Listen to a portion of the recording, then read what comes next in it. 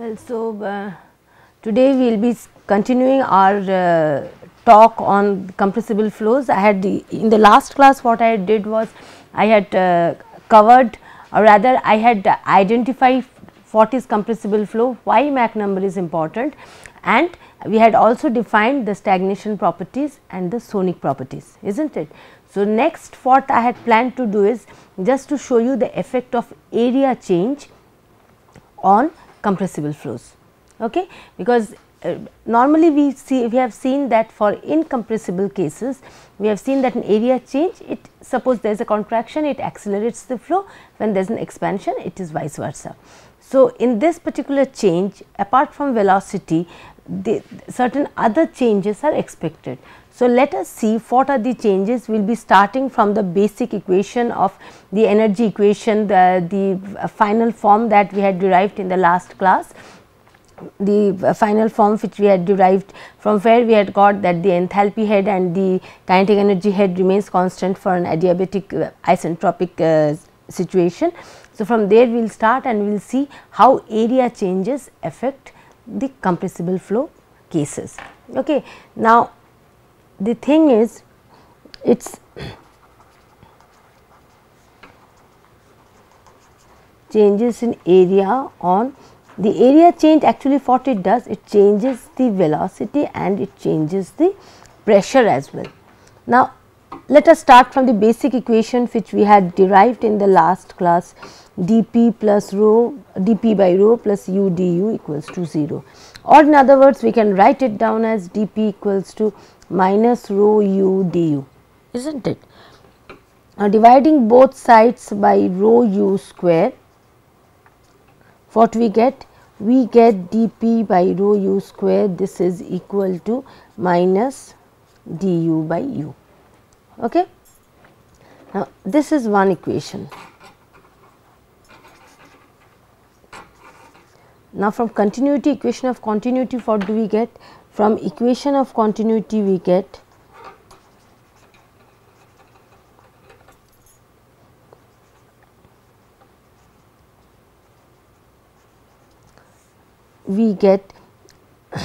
we all of us know W equals to rho A u.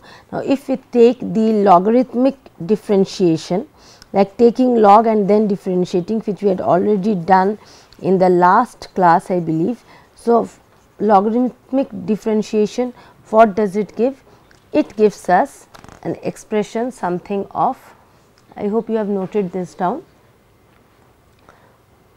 it gives us dA by A plus d rho by rho plus du by u, this is equal to 0, or in other words dA by A, this is nothing but d rho by rho, sorry, minus du by u. Okay. Now, from here what we had got? We had obtained an expression for du by u or minus du by u. So, we can substitute this particular du by u with dp by rho u square, isn't it. So, if we do it, then in that case what do we get? We get this as d rho by rho plus dp by rho u square, right, or in other words it can be written down as, this can be written down as dp by rho u square 1 plus u square by dp d rho. Can we write it down in this particular form? We can write it down in this particular form, and what is this particular term equals to? dp d rho, this is A, the rather it is A square, isn't it. So, the velocity, the acoustic velocity in that particular medium under that particular conditions. No, not minus d rho by rho, it is sorry, very sorry, correct. Actually, here only I had made a mistake, here it is minus d rho by rho, here only I had made a mistake, that is why it came in that way. So, this is the situation. So, therefore, this can then be written down as dP by rho u square. This is nothing but equal to 1 minus m a square, is not it? So, therefore, we find out that how pressure will change with area, that depends upon the Mach number, is not it? So, we find that if this Mach number is less than 1, then a positive area change will give rise to a positive pressure or a pressure increase. A negative area change will give rise to a negative pressure. Okay? And similarly, if a Mach number is greater than 1, just the reverse takes place. Is this part clear to you, that for Mach number less than 1, what we have, an area change causes a pressure change of the same sign, and for Mach number greater than 1, an area change causes pressure change of the opposite sign. Agreed? Achha. Now, let us see how area change affects velocity change. Now, here I had already deduced a equation between dP by rho u square and du by u. Yes. So, therefore, this particular relationship, instead of dP by rho u square, I can write it down as minus du by u. Okay. So, if I substitute it, then what do I get? I get the expression as dA by A equals to minus du by u into 1 minus m a square. So, from this what do I get? I see the area change has an opposite effect on velocity change, depending upon whether Mach number is greater than 1 or less than 1. If it is less than 1, an area change, maybe the positive area change causes a negative velocity change, or in other words, when there is an expansion, we have deceleration or we have a velocity decrease, and when there is a contraction, velocity or the flow, it accelerates. This is in agreement with what we have observed for incompressible cases. But when Mach number is greater than 1, the reverse situation happens, is not it? We find that for this particular case, for Mach number less than 1, area change causes a change of velocity of opposite sign. Positive dA means negative du for Mach number less than 1, and for Mach number greater than 1, an area change causes a velocity change of the same sign. So, therefore, from this what do we deduce? We deduce that for the subsonic range, if Mach number is less than 1, then in that case what happens? The nozzle will be something of this sort. Flow occurs in this particular direction. For this particular case, we know dP less than 0 and du greater than 0, is not it? And what about a diffuser? A diffuser will be something of this sort. So, this is a nozzle and this is a diffuser. Again the flow is in this particular direction. In this particular case, we get dP greater than 0, du less than 0, dA greater than 0. Agreed? So, therefore, a nozzle it is a convergent profile, a diffuser is a divergent profile. This accelerates flow, this decelerates flow, just the same way as we had studied for your incompressible cases. Agreed? But we find that when we go for the supersonic nozzle,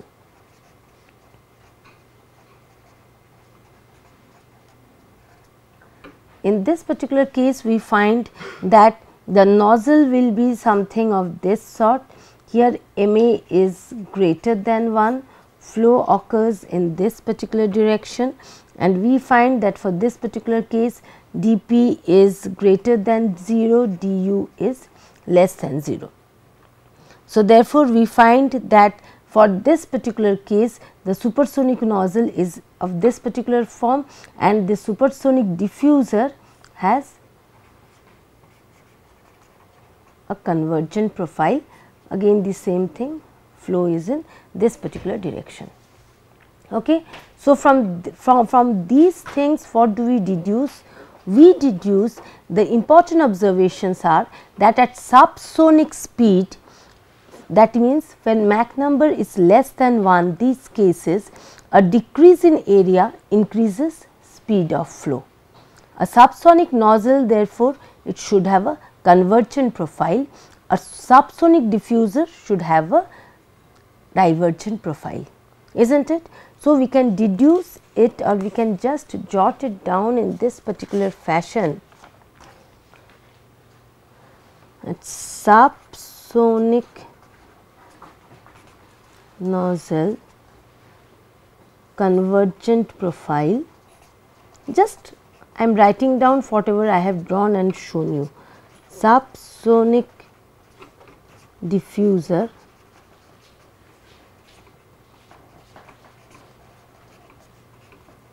divergent profile.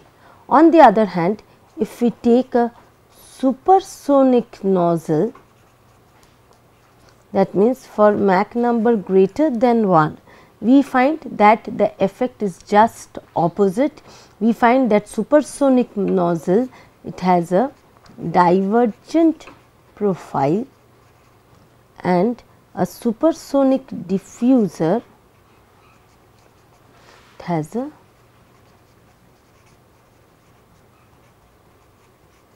convergent profile. And this particular thing, this supersonic, the divergent nozzle to produce supersonic flow, that is very frequently it is used in missiles and launch vehicles. In aerospace we use, we as chemical or mechanical engineers, we do not come across this particular situation. Okay. So, this is something very important that you should be noting, that whenever we are the behavior of compressible flows, they are not consistent over the entire range of Mach number. One type of flow characteristics are exhibited for Mach number less than 1 or under subsonic conditions, just the reverse type of phenomena is observed for supersonic conditions. And that explains why this particular fact, Mach number equal to 1, is so very important. And for Mach number equal to 1, this is usually, it is termed as choked flow condition, or the condition of choking is when Mach number equal to 1. Now, let us see that when we have a flow through a convergent nozzle, okay, for that particular case, let us see what is the maximum flow rate.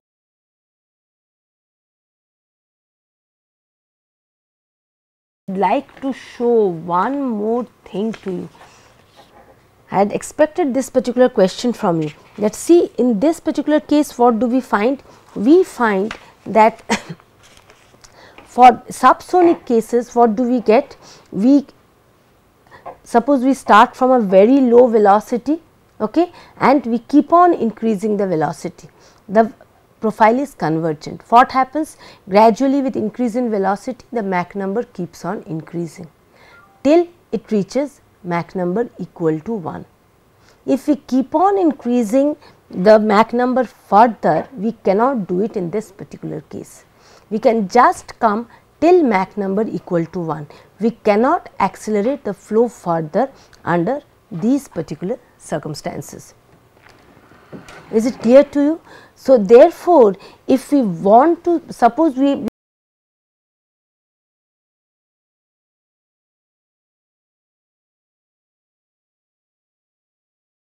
subsonic conditions, that means we would like to go from Mach number less than 1 to Mach number greater than 1. Can we do it by either a subsonic nozzle or a supersonic nozzle? Can we do it? We cannot do it. So, therefore, for that particular case, what do we need if we start from a very low velocity and we have to go to the supersonic range? We have to use a convergent divergent nozzle, otherwise it is not possible. So, for that particular case what we need is, it is something of, we have to do something of this sort. Suppose if we want to obtain supersonic stream starting from very low speeds at the inlet. So, here it is say Mach number, it is almost equal to 0, flow occurs in this particular direction, this is known as the throat. Now, as we keep on increasing the velocity, we find we come to ma equals to 1 here, and then in this divergence section we get ma greater than 1. So, therefore, we find that in order to accelerate flows from the subsonic to the supersonic range, what we need is we need a convergent divergent profile of a nozzle. It has to converge in the subsonic portion, it has to diverge in the supersonic portion. Such type of nozzles are known as convergent divergent nozzle, or it is also known as the de Laval nozzle, named after the person who had first used it and designed it. So, therefore, there are certain things that we can note. If we take up the expression relating dA by A with this, what do we find? We find that Mach number can be equal to 1 only when Mach number can be equal to 1 only when dA equals to 0, or in other words, where is dA equals to 0? At the throat, at that particular portion where the area does not change any further. Okay. So, therefore, certain observations we get from this particular equation. The observations are firstly that, okay, I will write it in a separate page,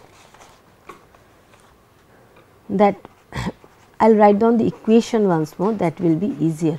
From this equation we get, from this particular equation we get that Mach number can be equal to 1 only for dA equal to 0 or at the throat.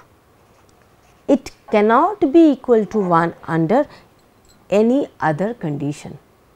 Agreed with me? Again the same thing. Does it imply that Mach number is always equal to 1 at the throat? Because dA equals to 0 can be obtained either by ma equals to 1 or du equal to 0. So, therefore, Mach number might not be equal to 1 at the throat, but for that condition du equals to 0, or fluid at the throat has to be at rest or in uniform motion, it cannot accelerate at the throat. Do you get my this point? This point is extremely important. First thing we get is that if we want choked flow condition, if we want ma equals to 1, that can only happen only at the throat where dA equal to 0. We cannot have Mach number equal to 1 under any other condition. Number 1. Number 2, that does not imply that Mach number has to be equal to 1 at the throat, or in other words, flow has to be under choked flow conditions at the throat. We can have a nozzle or a converging diverging nozzle also where the flow throughout is subsonic, that means Mach number is less than 1 at the converging section, it continues to be 1 at the diverging section, it never becomes equal to 1. We can have a condition where Mach number is greater than 1 throughout the entire region. Okay? We can have that. It is not that Mach number has to be equal to 1 at the throat, but if we are not having choked flow conditions at the throat, then the fluid either has to come to rest or it has to be under uniform motion at the throat, or in other words, if ma not equal to 1, then du equals to 0 at the throat. Clear to all of you? So, therefore, this is the thing which you have to keep in mind, that for this particular case, if we got to have Mach number equal to 1, it can be under this particular condition. But we can also have situations where we find that the flow throughout is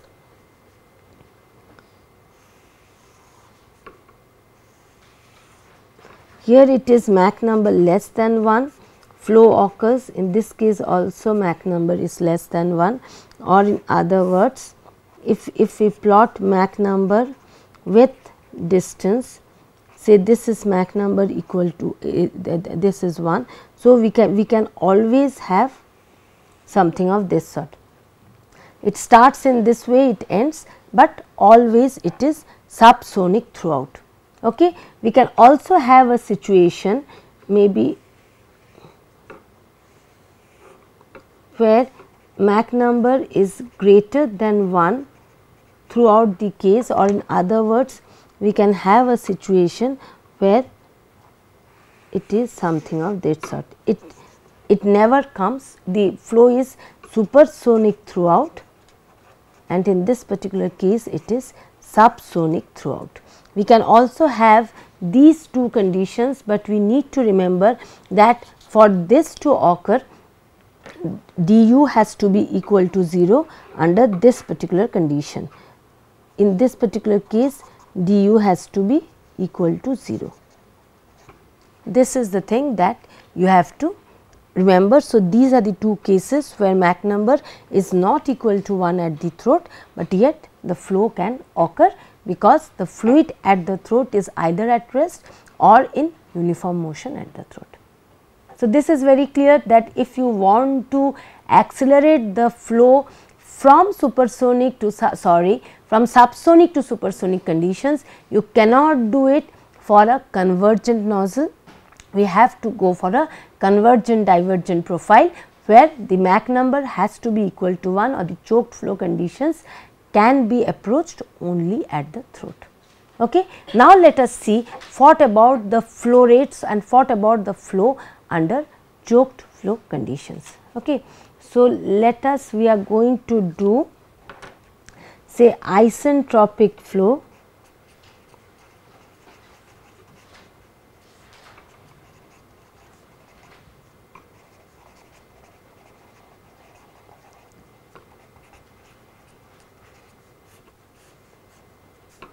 So, for this particular case, we know that for an ideal gas in a converging nozzle, for an ideal gas in a converging nozzle, what do we know?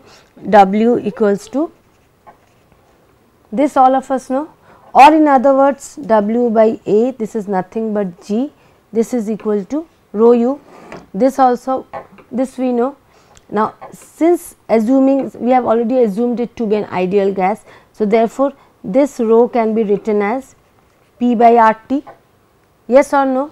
This U can be written down as A into MA, agreed.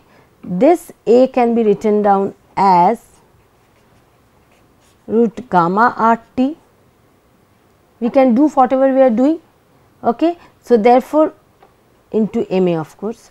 So, therefore, after this we can just rearrange and we can write P by P0 into P0. We can do this, yes or no? Root over of T0 by T root 1 by T0, fine, root gamma by R into MA. Can this be done? I have just introduced the stagnation properties. Why? Because I know P by P0 in terms of T0 by T by T0, and I can easily substitute them.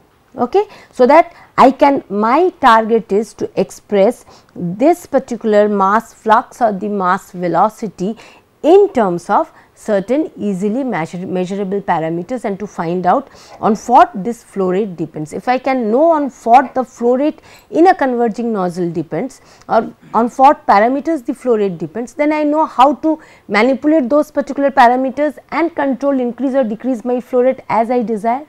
Okay. So, therefore, I would like to find out on which measurable parameters my flow rate depends. Just for that I would like to express this expression in terms of certain known input or certain measurable parameters, right. So, therefore, so after this what I can do, I can just substitute P by P0 in terms of T0 by T. I think in the last class I had defined those particular terms. P0 by P equals to this particular term, is not it, and I had also defined T0 by T, I have that also, thank God.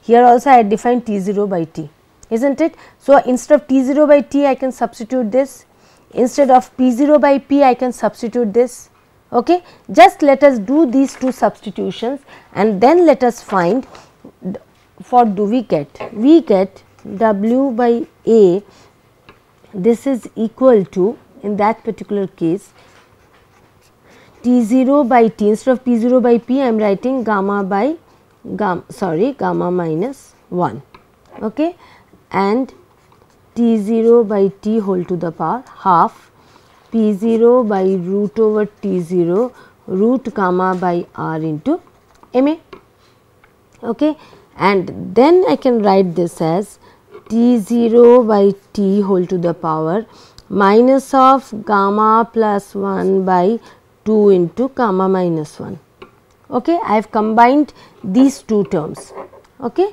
and then it comes as P0 MA by root T0 root over of gamma by R, or if I arrange it slightly more, it is almost the same thing, rearranging and writing. I am just bringing all my known parameters to the towards the left. This whole thing T0 by T I will substitute, I get 1 by 1 plus gamma minus 1 by 2 MA square, this is gamma plus 1 by 2 into gamma minus 1. So, this is the final expression. Now, in this particular case W by A equals to. So, in this particular case what do I find? I find gamma R P0 MA T0, all these parameters they are constants, okay. What is the only variable in this particular equation which can vary my mass flow rate or mass flux? The only variable is P0 MA gamma R T0 constant. So, the only thing which influences W is Mach number.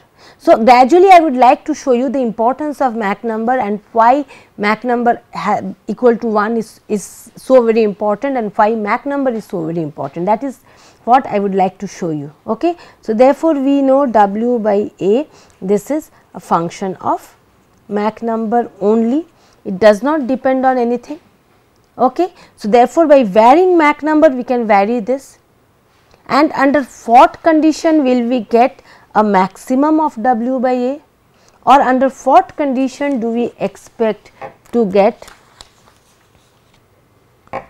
W by A max? This will depend definitely only on the Mach number, okay, and the condition which will give you W by A max can be obtained as D of D dMA equals to 0, yes or no.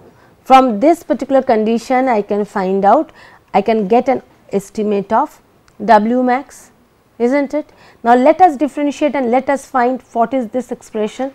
So, what basically you are required to do, this whole thing can be taken as a constant k, you need to perform, one MA is there. So, you need to simply perform, sorry, very sorry, P0 gamma R T0, very sorry.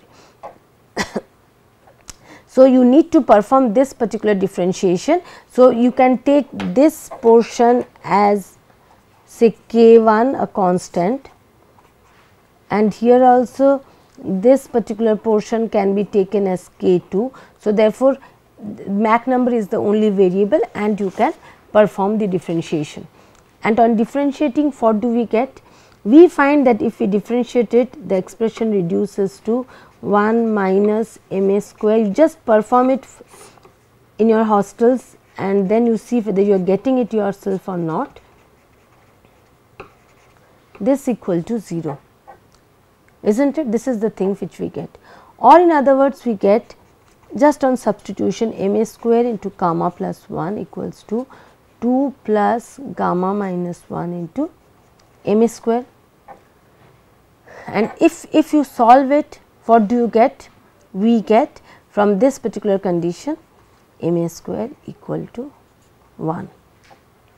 So, therefore, we were talking about the choked flow conditions, or rather we were talking about the we will dA equals to 0, when dA equals to 0, Ma equals to 1 and so on and so forth, and we find why is Ma equal to 1 so very important, because that gives us the maximum flow rate from the converging nozzle under the present circumstances. Okay. So, therefore, we find that for Mach number equal to 1, we get the maximum flow rate under the present circumstances. The discharge is maximum. Okay. Now, let us see that where do we get? We have already seen that we get Mach number equal to 1 where dA equals to 0. Okay. So, just a little more substitution if we do, then in that case we get, we know U equals to A into Ma, we know this. Okay. Now, again if we or this can be written down as root over of gamma RT into Ma, fine. Now, again if we perform that we take the log of both sides and we perform the logarithmic differentiation. So, by performing this logarithmic differentiation, what do we get? We get du by u equals to dma by ma plus half dt by t, isn't it? And from the previous expressions where we had obtained t by t, T0 by t, from this particular expression also we can perform the logarithmic differentiation. Okay. So, that we get two expressions of dt by t and we can equate them. So, that particular expression 1 plus gamma minus 1 by 2 ma square whole to the power minus 1, isn't it? So, in this particular case we get dt by t, this is equal to minus gamma minus 1 ma square by 1 plus 1 by 2 ma square dma by ma.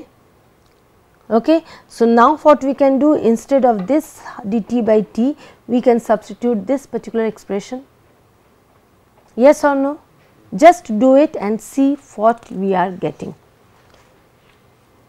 If we do it, we find that du by u, this becomes dma by ma 1 minus gamma minus 1 by 2 ma square by 1 plus gamma minus 1 by 2 ma square,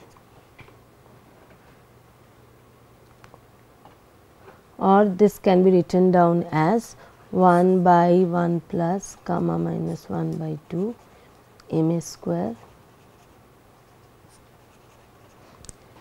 This is the thing that we can get from this particular condition. So, therefore, we find dA by A if we write, then in that particular case we have already got du by u in this from here.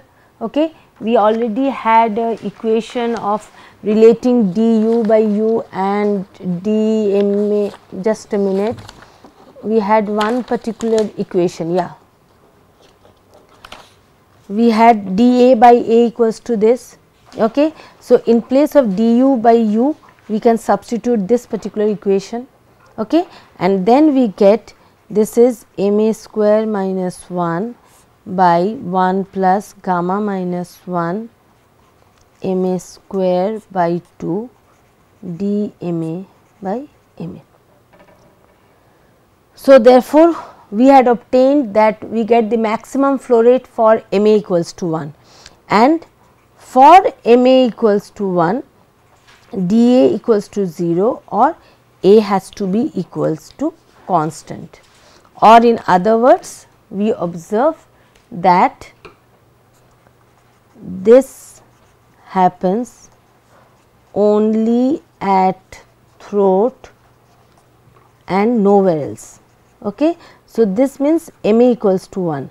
As I had told you, this happens only at throat and nowhere else, and discharge maximum at Ma equals to 1.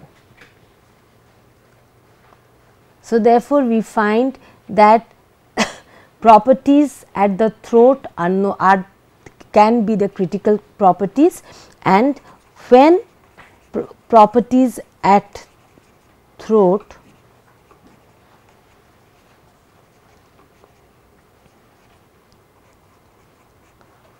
critical properties, nozzle is said to be choked. It delivers the maximum flow rate. This portion is clear to you. Okay. So, we find that for Ma equals to 1, that happens only at the throat and nowhere else. Under this particular condition, the discharge is maximum, and under these conditions the nozzle is said to be under choked flow conditions. Agreed? So, this shows why Ma equals to 1 is so very important for all our purposes. Now, let us see one more thing. Let us see that suppose from a very large reservoir, say the flow has initiated in a nozzle, okay, and this is connected to a container which has a valve. Okay. Now, since the flow has initiated from say a tank and flow is occurring under isentropic conditions. So, what do we know? Conditions at the tank are the stagnation conditions, right. So, here the properties are P0, T0, rho 0, etc. Okay. Here just at the exit of the nozzle, P exit or PE, and in this particular tank we have a back pressure which is PB. This back pressure is regulated by means of opening or closing this particular valve. Okay. So, PE is the pressure at the exit plane of the nozzle. If I write it down,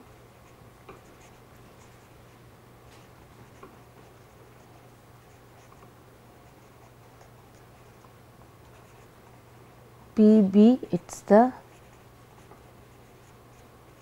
back pressure varied by valve.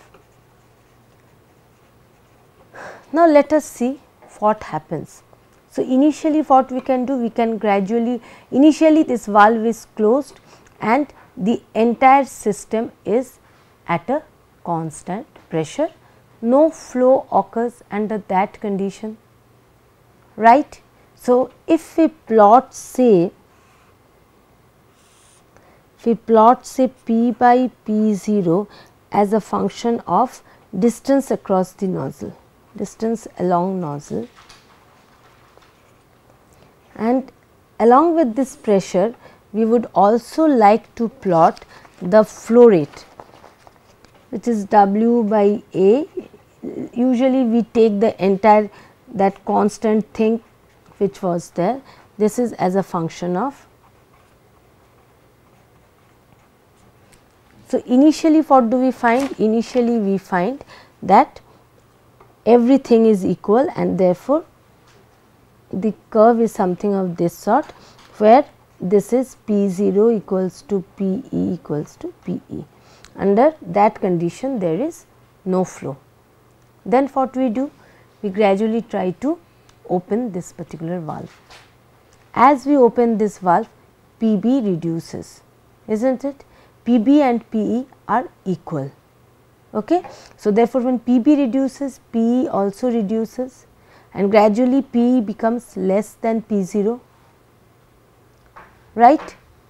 PE becomes less than P0, and when this happens, due to this pressure, some flow starts occurring. Okay. So, gradually if we keep on opening, this is for 1.0 and P equals to P0.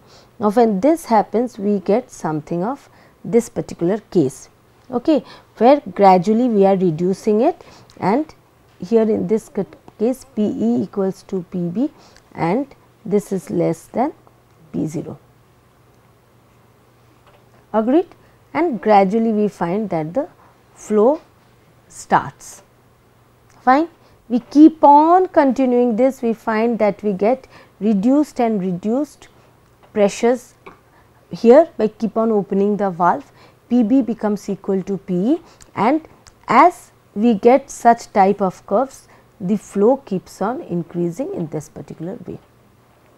Now, this continues till we obtain choked flow conditions here. It keeps on, when we keep on reducing the pressure and we find that the flow rate keeps on increasing. Okay. So, this goes on till the pressure here is under choked flow. Choked flow means we denote the properties by means of asterisks. So, therefore, this continues till we get P star by P0. Okay. This I will make with a different line. So, this is till this portion we get the maximum flow rate in this particular case, and this occurs for MA equals to 1 and this particular point is P star by P0. Okay. Now, after this what happens is, after this we again keep on reducing the pressure. Now, when we again keep on reducing the pressure, what happens is we find that P cannot be reduced any further. Okay. That becomes constant. PB can be reduced, but PB is not equal to PE. PE cannot be reduced any further. Since PE cannot be reduced any further, the flow rate cannot be increased any further. The flow rate becomes constant after this. This is what we find when PB is less than PE. This is this particular condition. We find that we cannot reduce the flow rate any further. Okay. And but here what happens is, when we are keep on reducing it, the flow is coming. Then after here what happens, the compressible fluid, it expands isentropically in order to match this reduction in pressure. Is it clear to you? What happens once choked flow condition is arrived, or choked flow means PE equals to PB equals to P star. Okay. Till that portion we can PE is equal to PB and your flow keeps on increasing. Okay. Moment PB becomes equal to P star, after that if we reduce the flow rate further, then what happens, PE cannot respond anymore. And as a result the flow rate becomes constant. The flow rate cannot be increased any further by reducing the back pressure or the exit pressure. Then in that case what the flow does? The flow then what it does? It comes here, and then in order to compensate for this mismatch in pressure, it expands isentropically from pressure P star to PB. Do you understand? And this is in the form of 3-dimensional waves. We cannot approximate it by 1-dimensional flow theory. Is this portion clear to all of you? Okay. So, therefore, if we reduce the pressure below this, then we find that here under this particular condition we have sort of a pressure waves or shock waves. Yeah, these are known as the shock waves. Okay, shock waves generate and we cannot reduce the pressure any, or rather we cannot reduce the pressure any further. And here also the flow rate, it becomes constant. So, therefore, we find that the pressure distribution here at G equals to G max when P e becomes equal to P star. Further reduction is not going to affect the flow any further, even though P b can be reduced, but it does not give anything. It does not what happens is the flow which leaves the nozzle here, it has to expand to match the lower back pressure. And in order to match, we find that this expansion which occurs, that is 3-dimensional in nature, and the pressure distribution under this condition cannot be predicted by 1-dimensional theory. As a result, we cannot predict the pressure, we cannot plot it properly here. It cannot be done by 1-dimensional theory. Is this part clear to all of you? Well, so therefore, remember one thing, that for this particular case, then what do we get? For this particular case, therefore, we had seen that what will be the flow rate under this condition. We had got the expression for Mach number equals to W by A for maximum conditions. Where did I keep the slide? Yeah. So, we find that for the maximum conditions, we can get it for Mach number equal to 1, isn't it? And I do not see where I had kept the final slide where I had deduced this particular condition. du dw, just a minute, this is the case. Yeah. So, what did we find? We find that W by A was given by this particular expression, okay?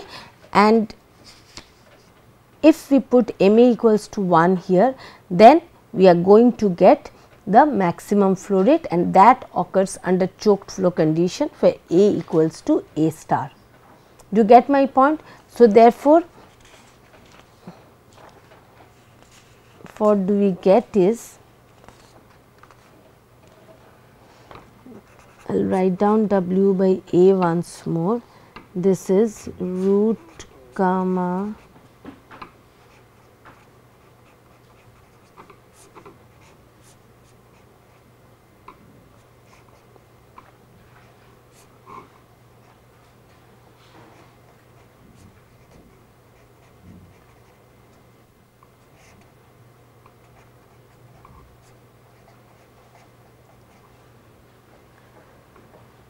this is what that we had obtained. Now, W by A star, that is nothing but equal to root gamma by R P 0 by root T 0 1 by gamma plus 1 by 2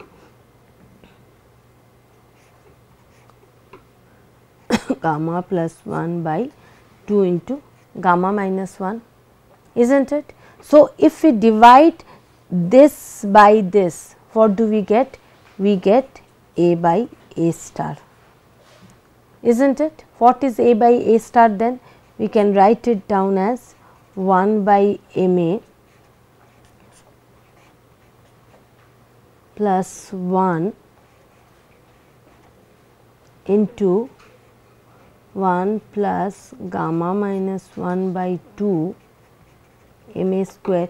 Please perform these derivations, otherwise it is going to be here. I am just deriving it and you are just copying it down, that is not going to help you much. Okay. Please derive these derivations and then do them accordingly. So, therefore, we find that A by A star, that means area divided by the choked flow conditions, this can be obtained from an expression. Again we find that A by A star is function of Mach number only. Gamma is a constant, diatomic gas is 1.4 and etc., we know it. Okay. So, therefore, A by A star is again a function of Mach number, correct. So, therefore, since it is a function only of Mach number, we can plot or we can represent graphically the variation of A by A star with Mach number. Yes. So, if we do it, if we plot A by A star as a function of Mach number, what do we get? We get something of, we get a graph or a curve something of this sort, okay, where this is obtained at MA equals to 1.0. So, therefore, what do we find from here? We find that for every Mach number there is a unique A by A star. Listen to what I am telling very carefully. For every Mach number, if you take up any particular Mach number, you find a unique value of A by A star, okay? And this is very much evident from this particular equation also. One Mach number you get a unique A by A star, agreed? But if you take for any A by A star corresponding to any A by A star, we get two values of Mach number. One is for less than 1 and one is for greater than 1, taking into account the existence of subsonic nozzles and supersonic nozzles. Okay. So, therefore, please remember that for any A by A star except your A by A star equals to 1.0, there are two possible values of MA. So, this shows supersonic nozzle is diverging. So, this is clear to you. So, therefore, we find, so from here we find that why your A by A star is so very important, and we find that for any particular Mach number there are two possible, for any particular Mach number there is one unique value of A by A star, but for any A by A star there can be two values of Mach number except for the condition of Mach number equal to 1. So, therefore, we conclude here, and in the next class we will just be referring to the denominators which we had obtained for your compressible flows and to homogeneous flow, and then we will try to derive certain things from it. Okay? Thank you very much.